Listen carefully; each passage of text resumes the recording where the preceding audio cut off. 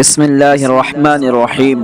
السلام علیکم ورحمۃ اللہ وبرکاتہ۔ محترم سامعین و ناظرین، ایک عیسائی راہبہ عورت اپنے اسلام، اپنے مسلمان ہونے کا قصہ اور واقعہ بیان کرتی ہے، یعنی اس نے اسلام کیسے لایا، اسلام کو کیسے قبول کیا۔ یہ سارا واقعہ سننے کے لیے مکمل ویڈیو ملاحظہ کریں۔ وہ عیسائی راہبہ عورت 28 برس تک راہبہ کی زندگی گزارنے والی مصری عیسائی خاتون، جس کا اسلامی نام خدیجہ اجلالی ہے۔ خدیجہ اجلالی نے اپنے انٹرویو میں بتایا کہ یتیم اور بے سہارا بچوں کو عیسائی مشنریاں تربیت دینے کے بہانے سے اپنے اسکولوں اور رفاہی اداروں میں رکھتی ہیں۔ بعد ازاں اس کے بعد ان بچوں کو عیسائی بنا دیا جاتا ہے۔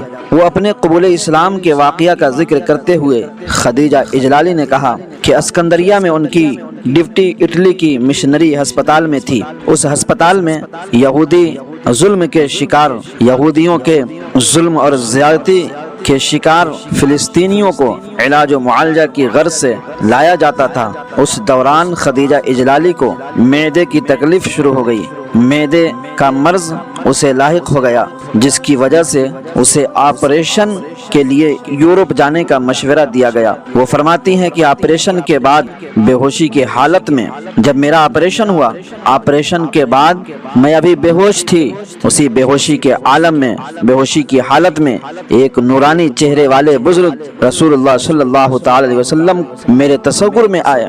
انہوں نے میری جانب ہاتھ بڑھایا اور مجھے حکم دیا کہ اٹھ جاؤ۔ میں نے کہا میں نہیں اٹھ سکتی۔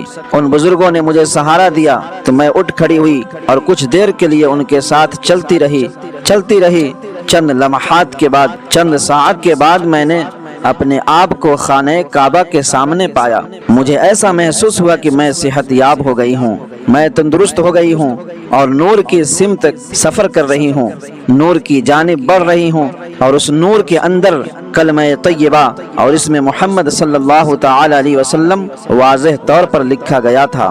اس نور کے اندر کلمہ طیبہ اور اس میں محمد صلی اللہ تعالی وسلم صاف طور پر لکھا گیا تھا، جس پر میرے منہ سے بے ساختہ کلمہ کا ورد جاری ہو گیا۔ بے ساختہ میرے منہ سے کلمہ نکل گیا، میں کلمہ پڑھنے لگی اور میرے ہاتھ سے صلیب کا نشان غائب ہو گیا۔ چونکہ میں عیسائی تھی، میرے ہاتھ میں صلیب کا نشان تھا، اچانک وہ غائب ہو گیا۔